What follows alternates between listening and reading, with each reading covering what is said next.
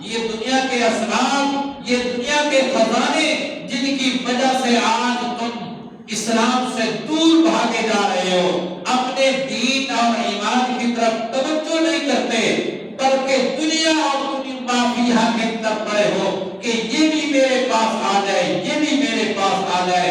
اللہ کریم فرماتے ہیں یہ دنیا کا سارا کچھ، یہ دنیا کی ہی رونقیں ہیں، یہ دنیا کی ہی زیب و زینت ہے، یہ دنیا ہی کے اندر تمہارے کام کبھی آ سکتی ہے اور کبھی نہیں بھی آ سکتے، لیکن دن قیامت کے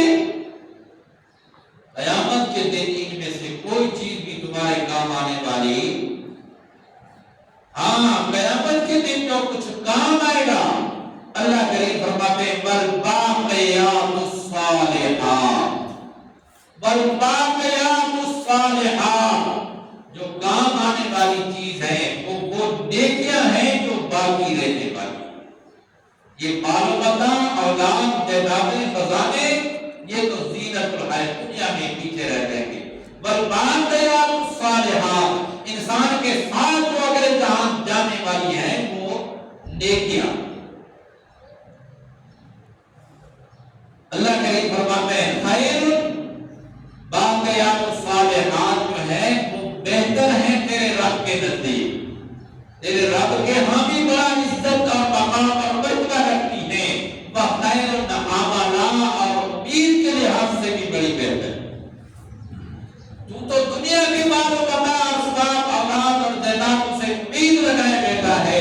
اللہ کریم فرماتے ہیں امید کی جگہ اور امید کی چیزیں یہ دنیا کے اسباب نہیں ہیں، امید کی چیز ہے تو باقیات الصالحات ہیں، یہ نیکیاں باقیات الصالحات، یہ اللہ کے ہاں بھی مقام اور مرتبہ رکھتی ہیں، امید کے لحاظ سے بھی سب سے بہتر یہی ہے، انہی کے ساتھ امید لگاؤ، دنیا کے مال و متاع کے ساتھ امیدیں۔ آج ہمارا حال کیا ہے؟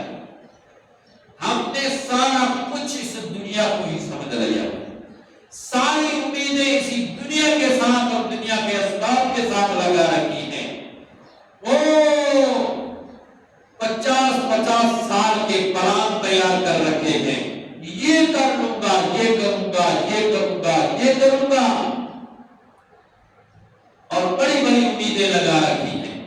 لیکن اللہ کریم فرماتے ہیں امید لگانے کی جگہ جو ہے وہ دنیا نہیں، دنیا کے مال و متاع نہیں، امید اگر لگانی ہے اور جو امید آخرت میں کام آئے گی وہ باقیات الصالحات، وہ نیک اعمال۔